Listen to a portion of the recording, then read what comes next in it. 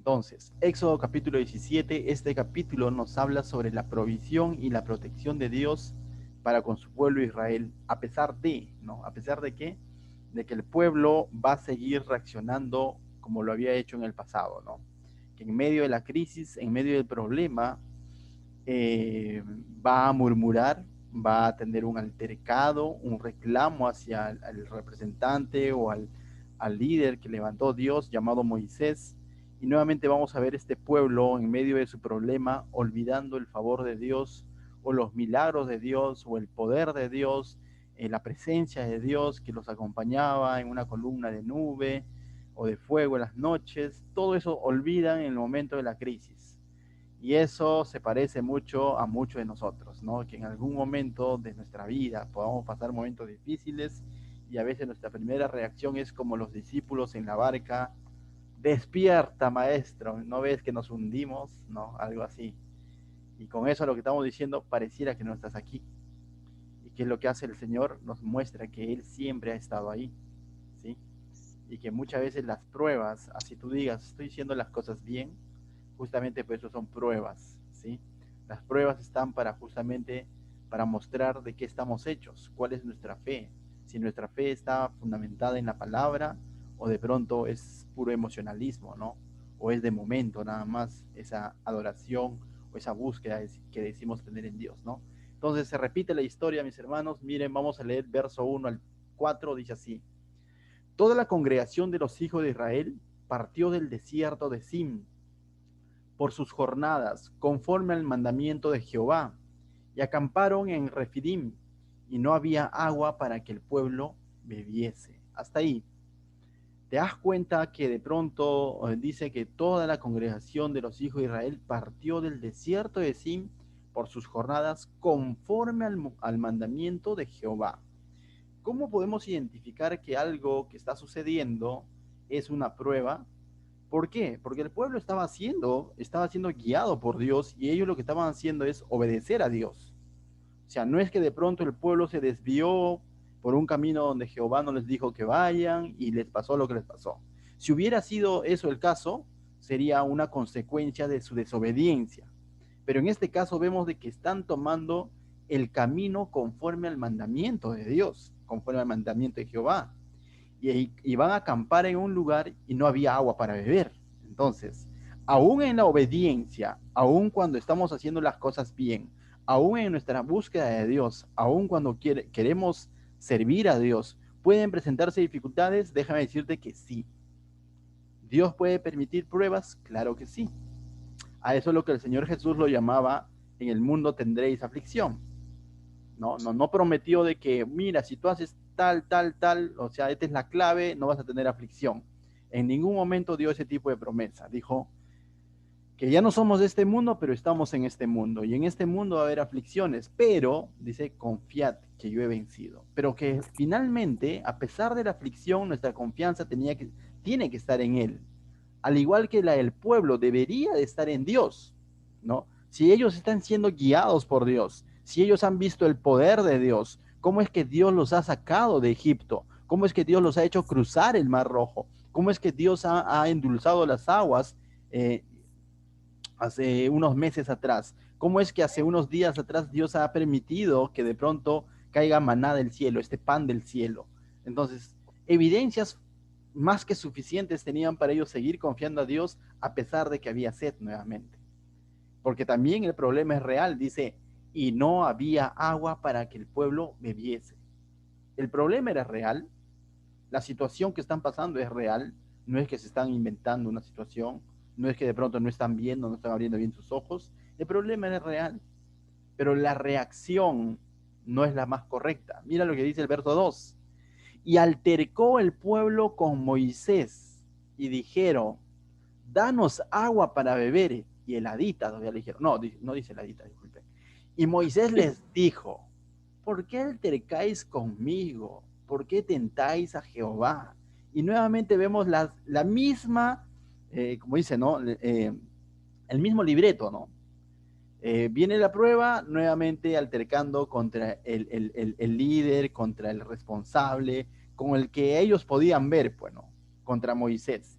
Pero como dice Moisés aquí, en el fondo del asunto, ni siquiera estaban altercando con él, sino estaban altercando con Dios mismo. Por eso les dice, ¿por qué tentáis a Jehová? O sea, lo que está diciendo ellos, ¿qué me dicen a mí? ¿No? O sea, no es que de pronto yo les he traído de acuerdo a mi antojo a un lugar donde no hay agua. Lo que estamos haciendo es seguir lo que la Biblia dice, digo, lo que el Señor ha dicho. Hoy en día podríamos decir, ¿no? De pronto vienen los reclamos, dice, pastor, y usted me aconsejó que yo haga esto y esto, y yo te diría, bueno, la Biblia lo dice, ¿no? Tú continúa confiando en Dios, ¿no? O sea, ¿por qué tenemos que tentar a Dios? Esta palabra tentar a Dios en la traducción original significa ¿por qué tenemos que probar a Dios? Recuerda que tentar muchas veces es ser inducido al mal en el Nuevo Testamento, ¿no? Pero en realidad la traducción o el significado más básico de tentar es poner a prueba. Entonces, la Biblia dice en Mateo que Jesús fue tentado, pero en realidad eso significa que fue puesto a prueba, ¿correcto? Fue puesto a prueba. Entonces, esa es la definición más básica. Entonces, podemos decir, ¿por qué ponen a prueba a Jehová? En otras palabras, Moisés está diciendo, ¿acaso no les ha mostrado ya? ¿Acaso no es suficiente todo lo que Dios ha hecho para tenerlos aquí en el desierto libres? ¿Acaso Dios no va a proveer agua? ¿Acaso Dios no ha provisto de maná? ¿Acaso Dios no ha abierto el mar rojo? ¿Acaso Dios no trajo plagas al pueblo egipcio y en cada una de las plagas el pueblo de Israel fue preservado? ¿No fue afectado por esta plaga? ¿Acaso no son muestras suficientes? Y a veces pasa eso en nuestra vida, ¿no? Cuando vienen momentos difíciles, rápidamente olvidamos cómo es que Dios fue fiel con nosotros ayer o hace unos días atrás, cuando clamamos y de pronto Dios respondió. Y a veces olvidamos cómo es que Dios nos ha sacado de una u otra cosa, de uno u otro problema, y como que nos enfrascamos en el problema de hoy y decimos, y nos olvidamos de cómo es que Dios se ha glorificado en medio de nuestra debilidad en el pasado, ¿no? Entonces, eso se le conoce como falta de fe, ¿no? O incredulidad.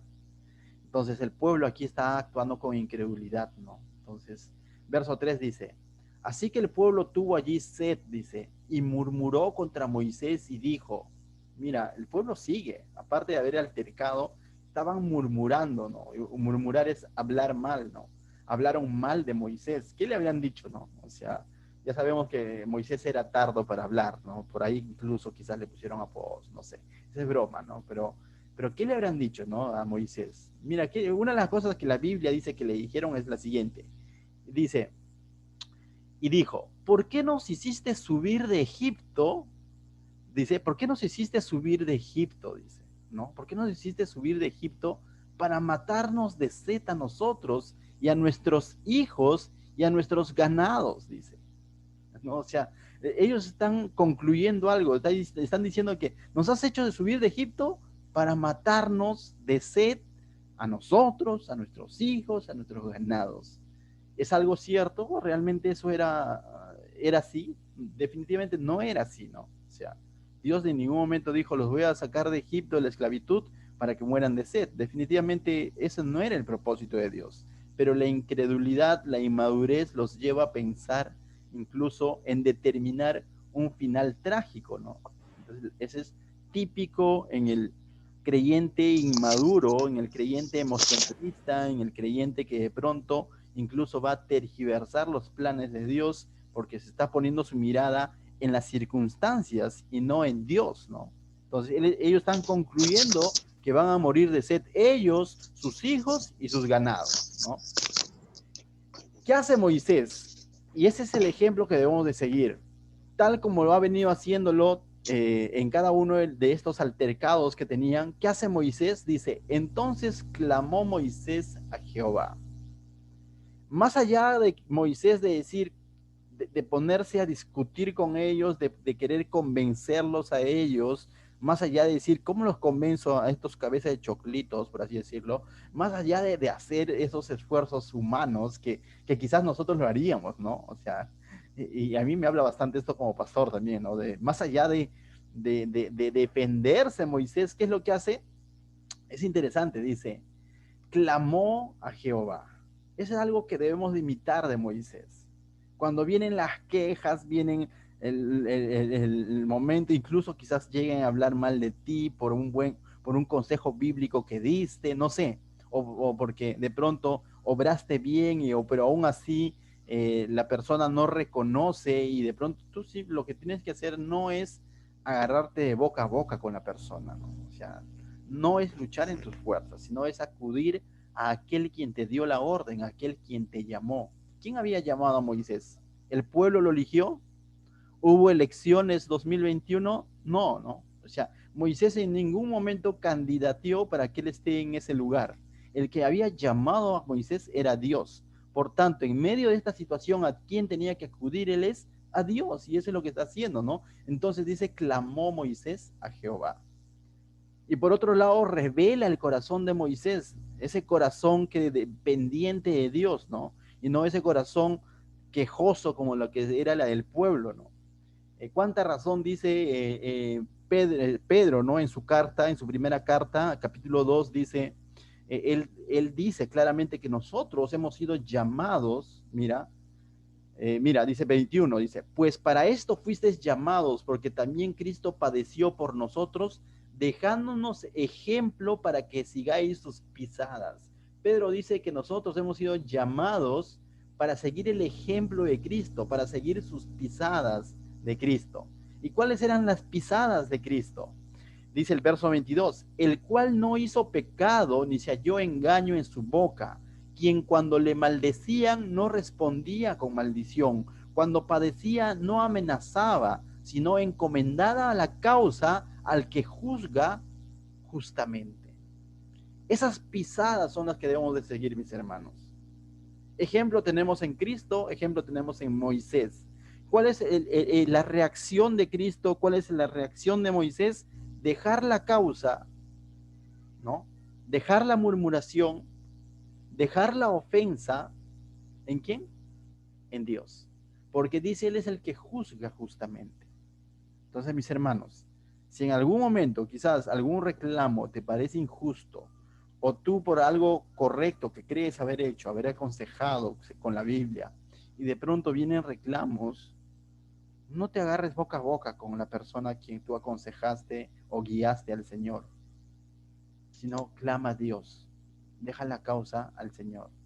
No dejes la causa al Señor diciendo, Señor, mándale un rayo. No se refiere a eso, sino que busca la fuerza del Señor, busca la dirección de Dios, ¿no? Jesús en ningún momento estuvo en la cruz y dijo, Señor, mando un rayo para estos soldados, ¿no? No dijo eso, ¿no? Sino sus palabras eran, perdónalos porque no saben lo que hacen. Entonces, cuando dice que debemos dejar la causa al que juzga con justicia, no significa que vamos a clamar para que Dios, Jehová es mi vengador y Él los va a destruir. No se trata tanto de eso, sino se trata de que Dios tenga misericordia también de ellos.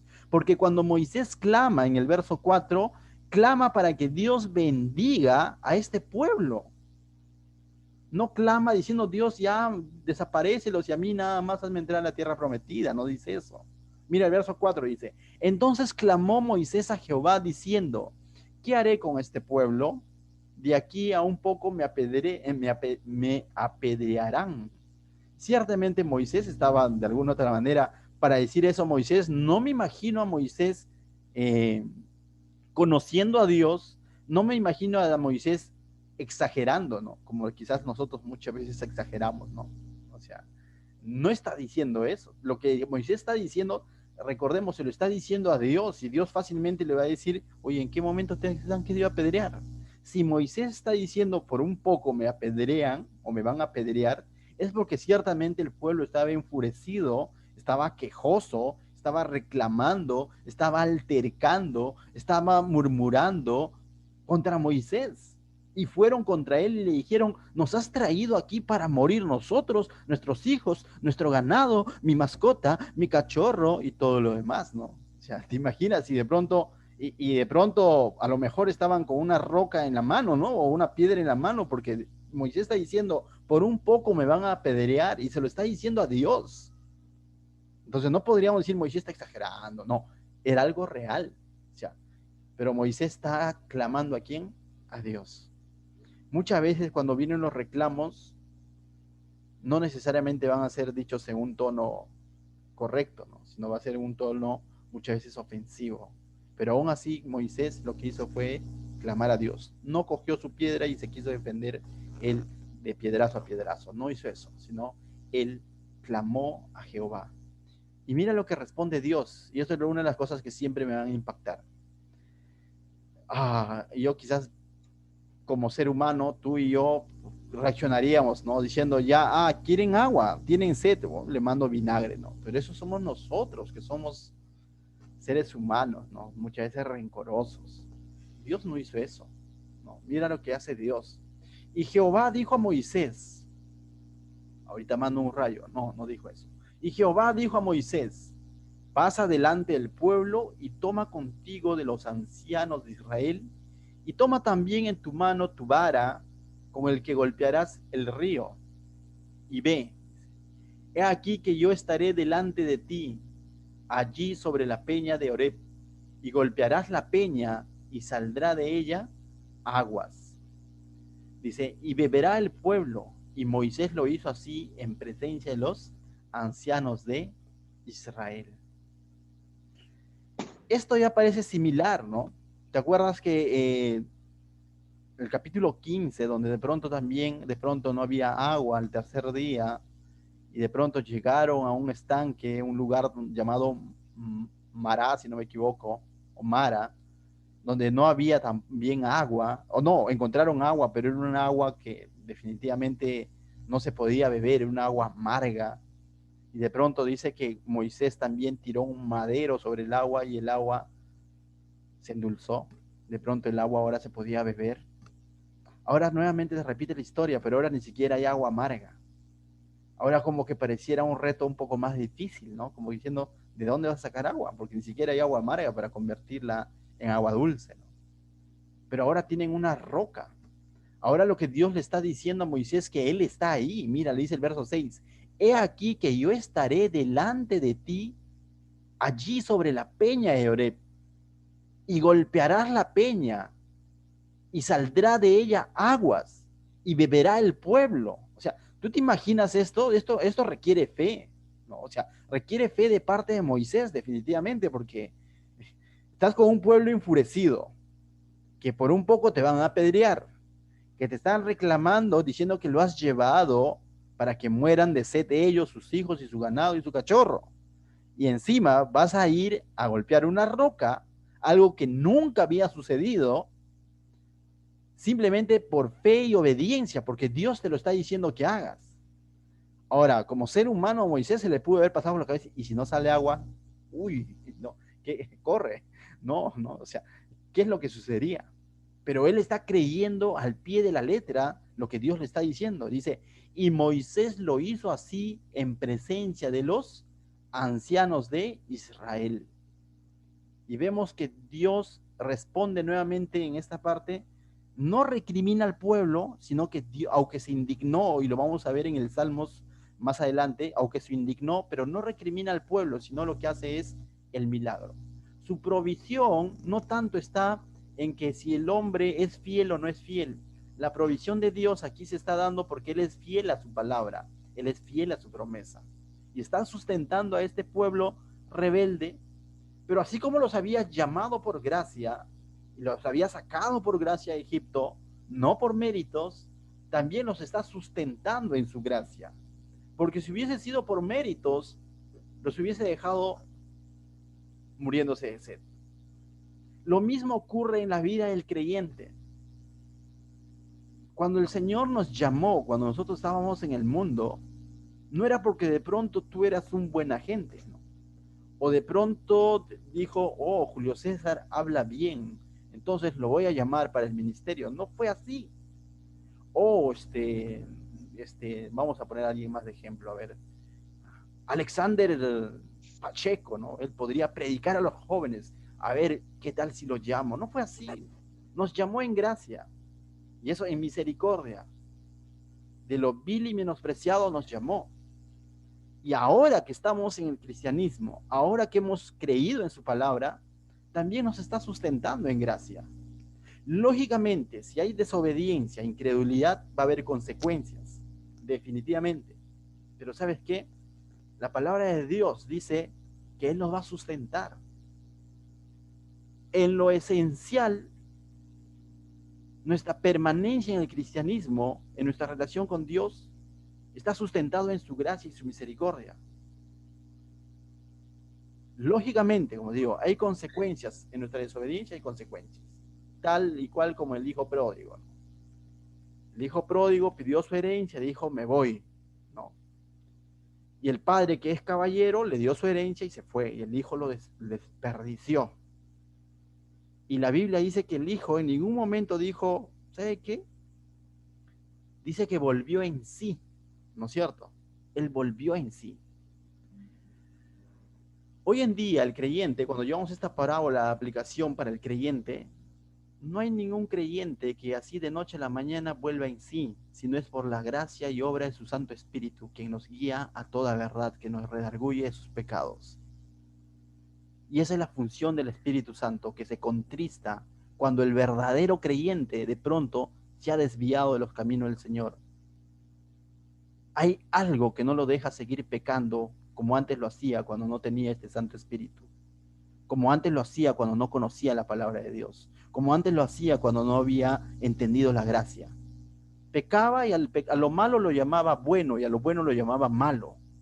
Pero ahora el Santo Espíritu de Dios, que nos guía a toda verdad, es el que hace que tú vuelvas en sí y nuevamente el Señor te trae a sus caminos.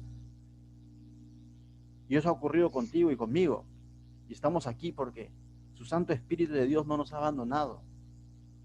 Porque no es por obras para que nadie se gloríe. Eso se llama gracia. Pero necesitamos abrazarlo en fe. Pero una fe que obra. Una fe que va a dar evidencias de cambio de vida. Una fe que está acompañada de arrepentimiento y conversión de vida. No es una fe que sale de boca para afuera. A eso se le llama una fe muerta, ¿no es cierto? Entonces, mis hermanos, aquí está ocurriendo lo mismo, es su pueblo. Dios había sacado a este pueblo y tenía un propósito con este pueblo. El propósito era llevarlos a la tierra prometida.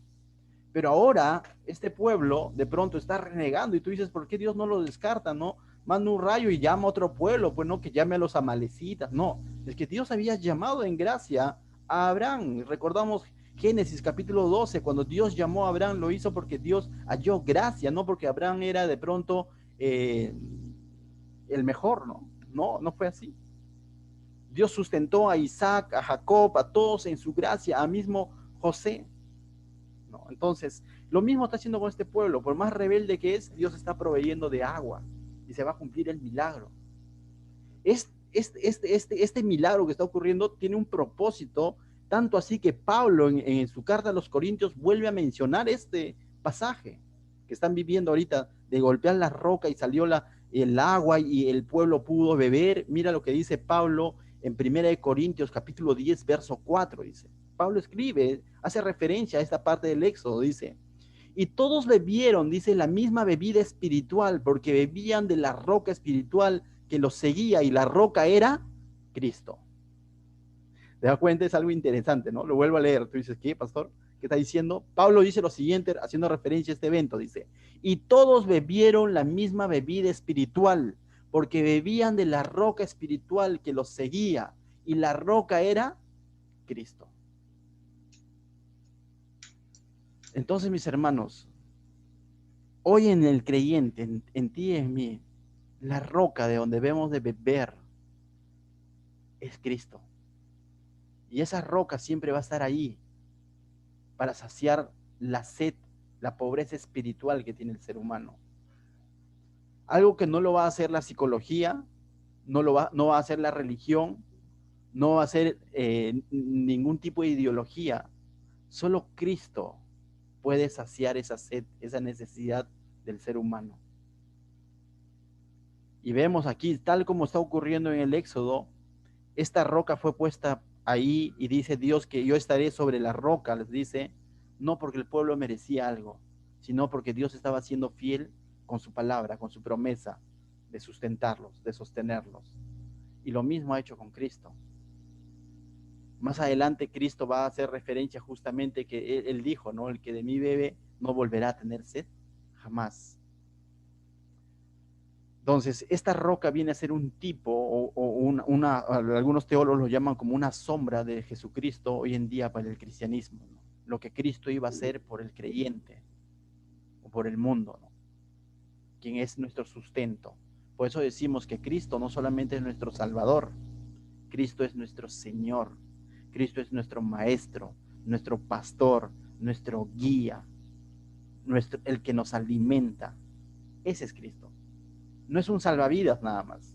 Un salvavidas es te salvo y te dejo, ¿no? Ahora sigue viviendo como tú quieres. No es así. Cristo tiene que ser tu Señor, tu fuente de vida.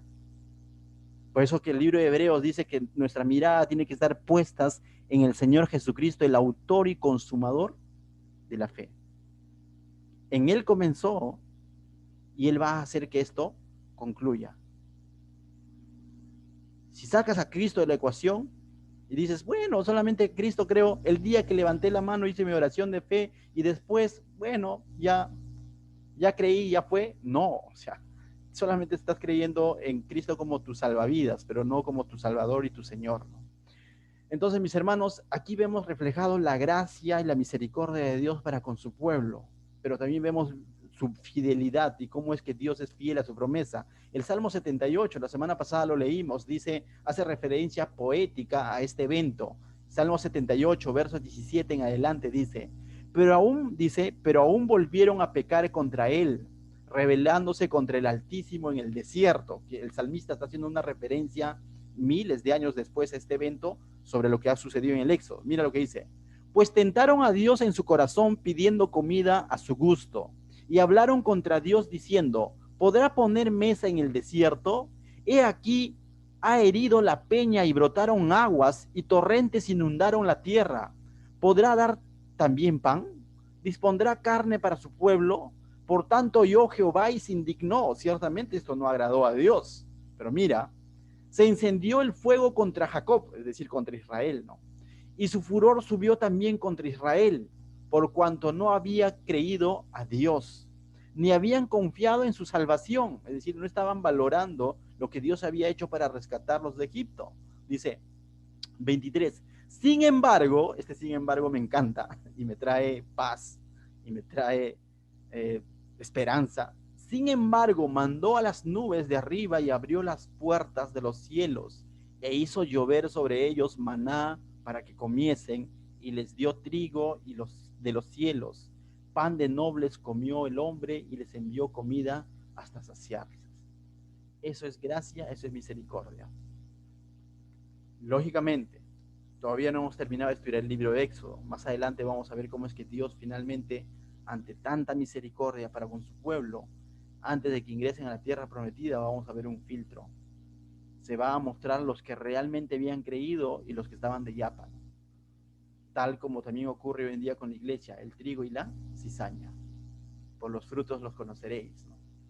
Dice el verso 7, mira, y llamó el nombre de aquel lugar, dice, Masaj y Meriba, por la rencilla de los hijos de Israel y porque tentaron a Jehová diciendo, ¿está pues Jehová entre nosotros o no? Porque eso básicamente fue la prueba o la cuestión, ¿no? Ellos dijeron, ¿está Dios entre nosotros? ¿Te imaginas al pueblo diciendo algo así? Después de todo lo que Dios había dicho, que Él estaría juntamente con ellos como una columna de nube en el día y una columna de fuego en la noche para cuidarlos, protegerlos, dirigirlos, y a donde se movía la nube tenía que moverse el pueblo, ¿se acuerdan? Y ellos lo que dijeron fue, ¿está pues Jehová entre nosotros o no? Por el hecho de que no había agua, por el hecho de que daba sed, llegaron a concluir si Dios estaba o no estaba en el asunto. Y a veces, muchas veces el creyente podría irse de boca, ¿no? Dios te ha bendecido, te ha dado salvación, tienes familia, quizás estás con salud en casa, pero de pronto viene un momento difícil, una prueba, una aflicción, y de pronto imagínate concluyendo y diciendo, ¿realmente existirá Dios? Algo así ocurrió. De tal manera que esto no agradó a Dios, tal como lo dice el Salmos, lo indignó, pero aún así no dejó de ser su proveedor, no dejó de tener misericordia de este pueblo. Y ciertamente aquí dice, a este lugar Moisés le puso un nombre, ¿no? Masaj y Meriba, dice, por la rencilla de los hijos de Israel y porque tentaron a Jehová. Y esto se los va a recordar constantemente más adelante, este evento, como diciendo, acuérdense, no vuelvan a hacer lo mismo, no vuelvan a actuar con incredulidad, no vuelvan a poner a prueba a Dios en cuanto a su poder y su fidelidad, porque no estaba bien definitivamente, ¿no? O sea, y vemos una corrección de parte de Dios para que el pueblo entienda y recuerde que no está bien olvidarte de las bendiciones de Dios así por sí, pues no. O sea, tampoco vamos a hacer de pronto, estamos a favor de que diciendo, vive la vida loca nada más, igual Dios te va a bendecir. No se trata de eso. Aquel que piensa así, definitivamente algo pasa, ¿no? O sea, algo está mal. Mira lo que en Deuteronomio más adelante le van a recordar este mismo evento, 6 y 16 dice, puedes copiarlo, dice, no tentaréis a Jehová vuestro Dios como lo tentasteis en Masah. Nuevamente hace referencia a este evento. Deuteronomio 9:22 dice, en Masah provocaste a ira a Jehová. Entonces, y ahí Deuteronomio 23 también, si no me equivoco, les va a recordar constantemente este evento, cómo es que tentaron a Dios, cómo es que probaron a Dios, cómo es que dijeron, ¿realmente estará Dios entre nosotros? Entonces, mis hermanos, que los momentos difíciles, que las pruebas que se puedan presentar en nuestra vida, en la familia, en la economía, en el trabajo, no nos lleven a concluir algo así, sino por lo contrario, clamemos a Dios, acudamos a Dios, como dijo Jesús, si tienes aflicción, en el mundo vas a tener aflicción, pero confía en que Dios sigue ahí, confía en que Dios ha dado su promesa, dice, no temas porque yo estoy contigo, no desmayes porque soy tu Dios, que siempre te sustentaré, siempre te sostendré con la diestra de mi justicia. Isaías 41:10. Quizás muchos lo saben de memoria, pero son textos que debemos de ponerlo en práctica justo en estos momentos difíciles y no concluir diciendo, ¿estará Dios en la ecuación? ¿Estará Dios aquí? ¿Por qué a mí me pasa esto? O de pronto Dios se ha olvidado de mí. A veces suele pasar eso por la mente. Y eso es lo que normalmente quiere el enemigo, justamente que cuestiones la existencia de Dios, que cuestiones de que Dios está contigo, que cuestiones el favor de Dios en tu vida, que cuestiones incluso tu salvación. ¿Seré salvo realmente o tal vez no? Tu fe tiene que estar puesta en el Señor. Tu fe no debe depender de un evento o de una situación. Continuamos. Mira lo que dice entonces, antes de terminar, es interesante cómo es que de pronto después el pueblo judío, lo vamos a ver también en capítulos más adelante, se instituyó una nueva fiesta, se le conocía la fiesta de los tabernáculos. En la fiesta de los tabernáculos, ¿ya? Justamente hacían una ceremonia donde recordaban este evento en el que Dios había provisto de agua a través de esta roca, ¿sí? Y ya en los tiempos de Jesús, cuando Jesús estaba en el templo, justo en la fiesta de los tabernáculos, donde el judío, el pueblo de Israel conmemoraba este evento de cómo Dios les había dado de beber en medio del desierto, ¿sí? Jesús dijo algo interesante, justo en una fiesta donde ellos conmemoraban este evento, está en Juan capítulo 7, verso 37 y 38, mira lo que dijo Jesús, justo en una celebración de la fiesta de los tabernáculos, donde ellos recordaban cómo Dios les había dado de beber. Jesús les dijo, si alguno tiene sed, venga a mí y beba.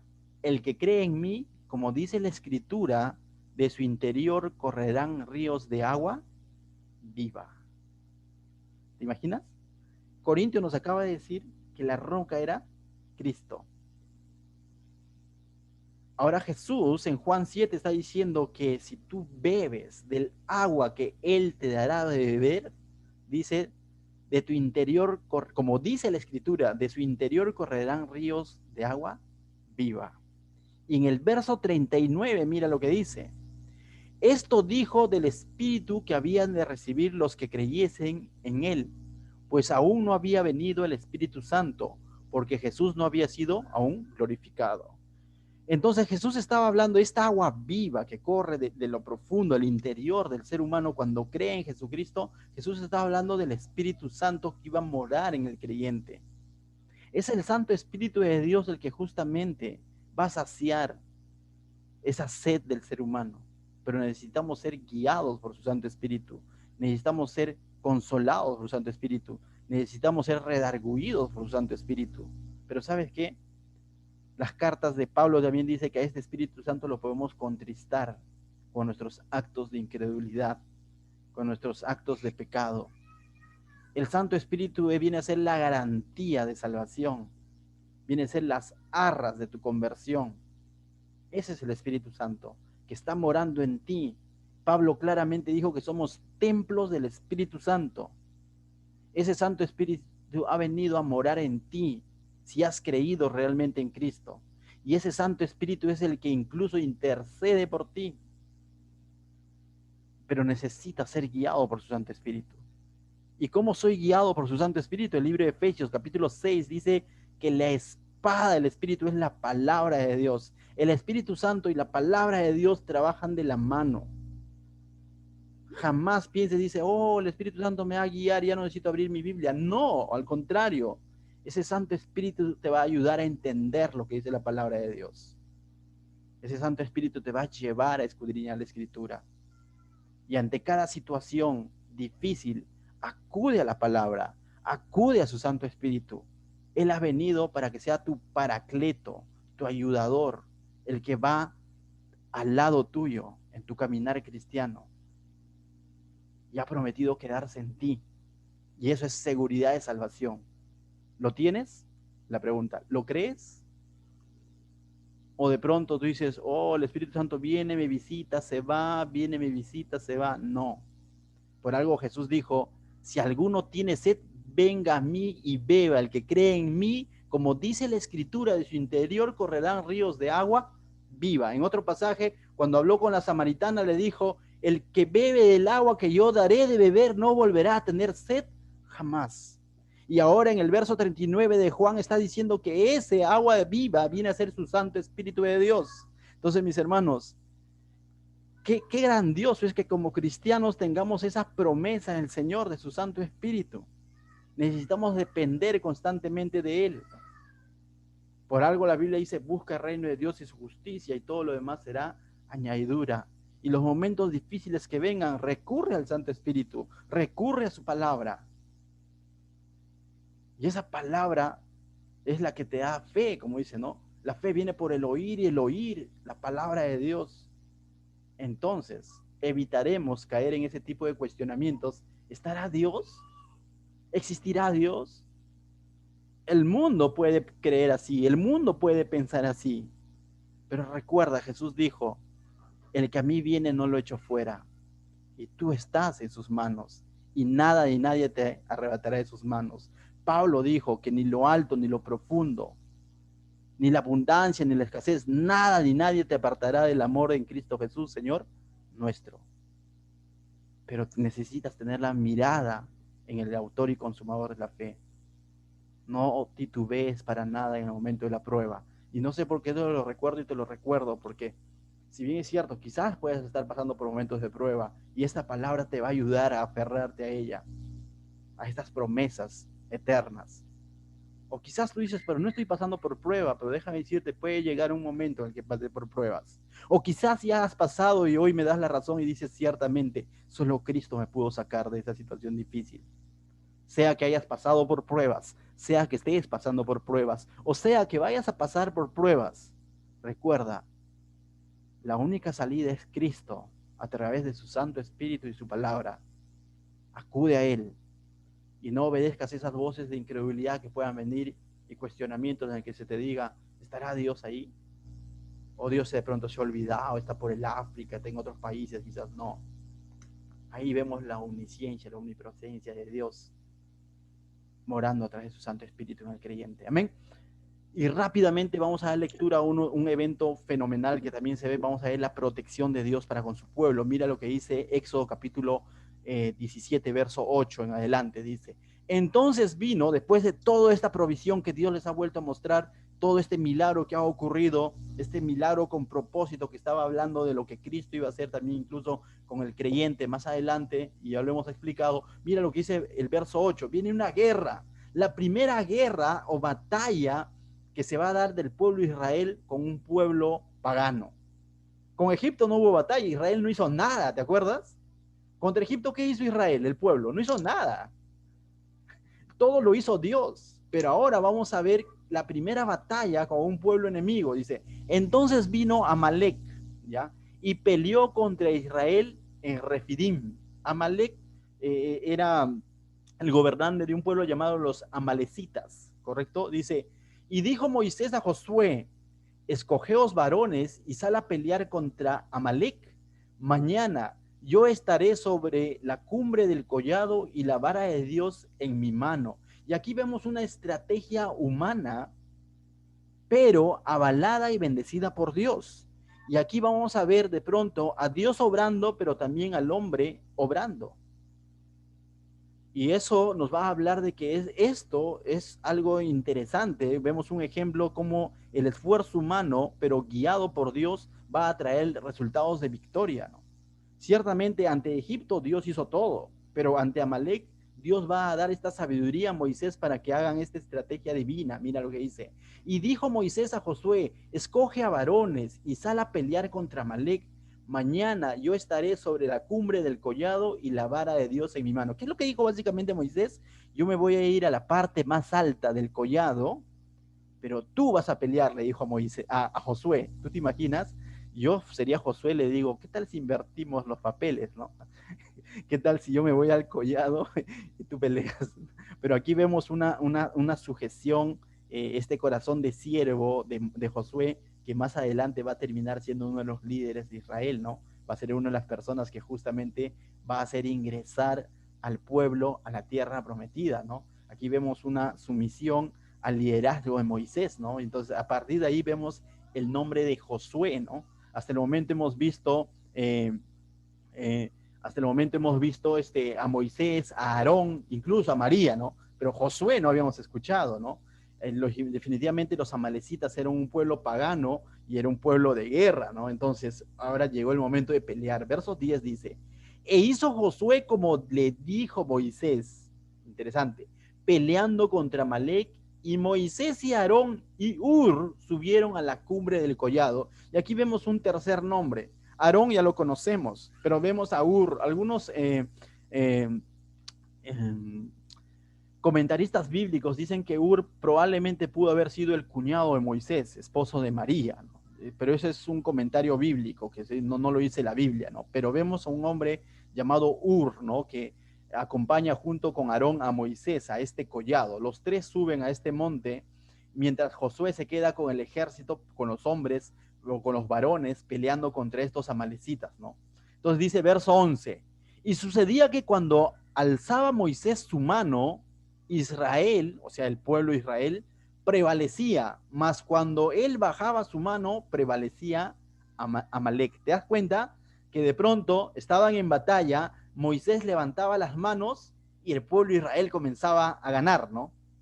Y de pronto Moisés se cansaba y bajaba la mano y los amalecitas se le venían encima, comenzaban a ganar, ¿no? Entonces tú ves ahí y como que de pronto sube la mano, van ganando Josué, baja la mano, gol para los amalecitas, levanta la mano, gol para Josué, algo así, ¿no? Entonces, más o menos algo así.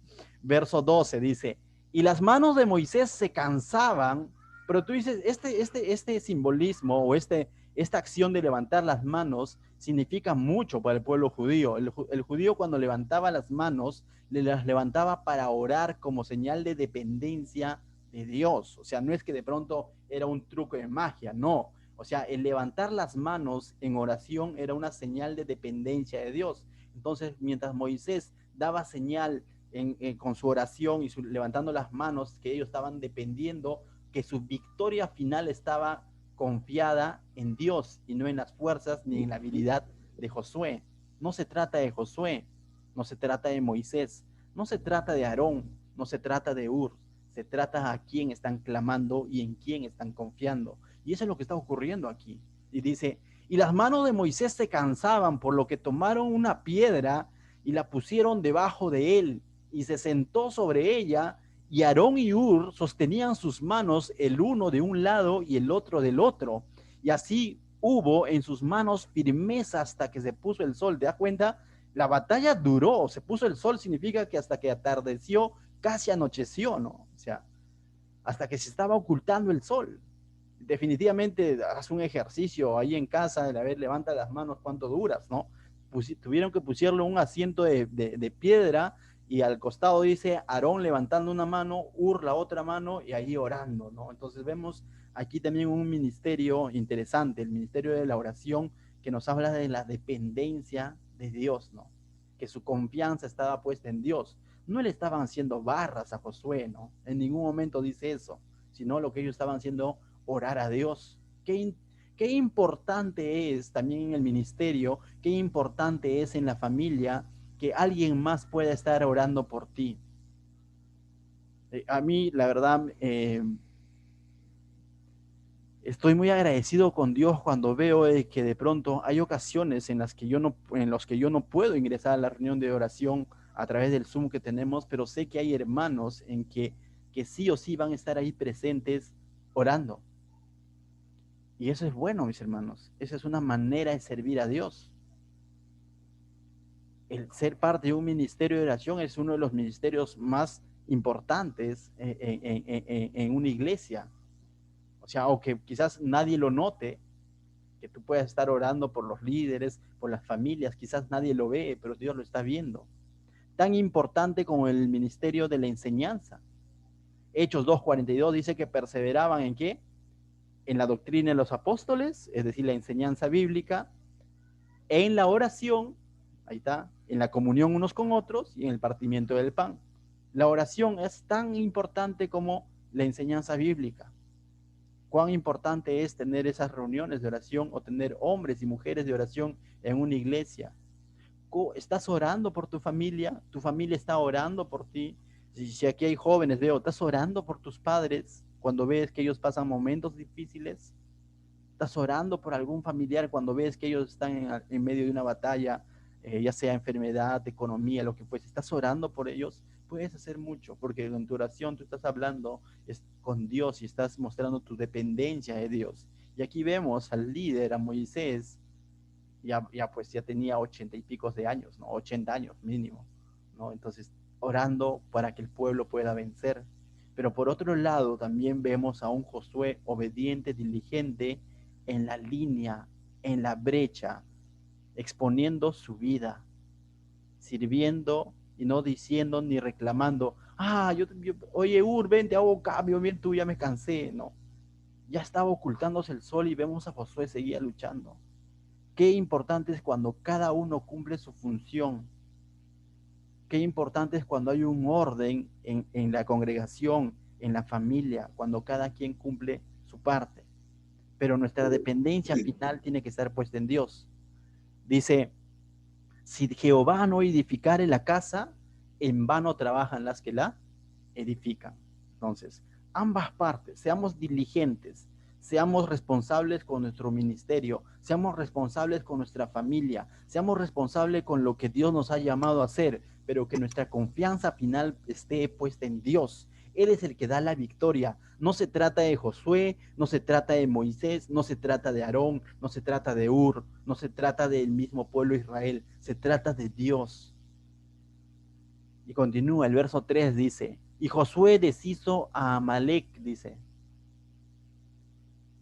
No, vamos a verlo del verso 12, ¿no? Dice, y las manos de Moisés se cansaban por lo que tomaban una piedra y se la pusieron debajo de él y se sentó sobre ella, y Aarón y Hur sostenían sus manos, el uno a un lado y el otro a otro. Así hubo en sus manos firmeza hasta que se puso el sol. Y Josué deshizo a Amalek y a su pueblo a filo de espada. Y Josué finalmente venció a los amalecitas, ¿no? Y Jehová dijo a Moisés, escribe esto para memoria de un libro, y di a Josué que raeré de todo la memoria de Amalek de debajo del cielo. Y Moisés edificó un altar y llamó su nombre Jehová Nisí.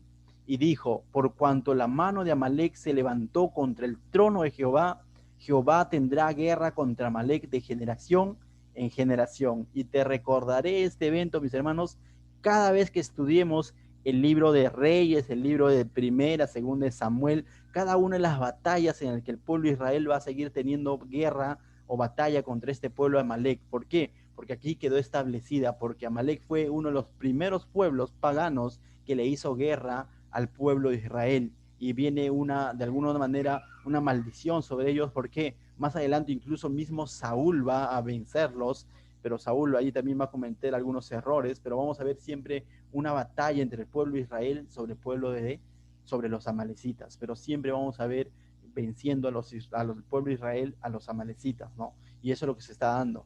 Pero aquí lo que más me impacta es, dice, el verso 15, dice, y Moisés edificó un altar y llamó su nombre Jehová Nisí. ¿Sabes qué significa Jehová Nisí? Nisí significa bandera, estardante. Lo que está diciendo que Dios es victorioso en la batalla, es su estandarte en la victoria, ¿no? Están alzando el nombre de Dios, están honrando la victoria de esa batalla a Dios, le están dando la gloria a Dios, que es que gracias a Dios que se venció esa batalla. No es por la estrategia de Moisés, no es porque Moisés oró tanto, no es porque de pronto Josué era joven, agilito, no, sino que finalmente le están dando la gloria a ¿quién? A Dios.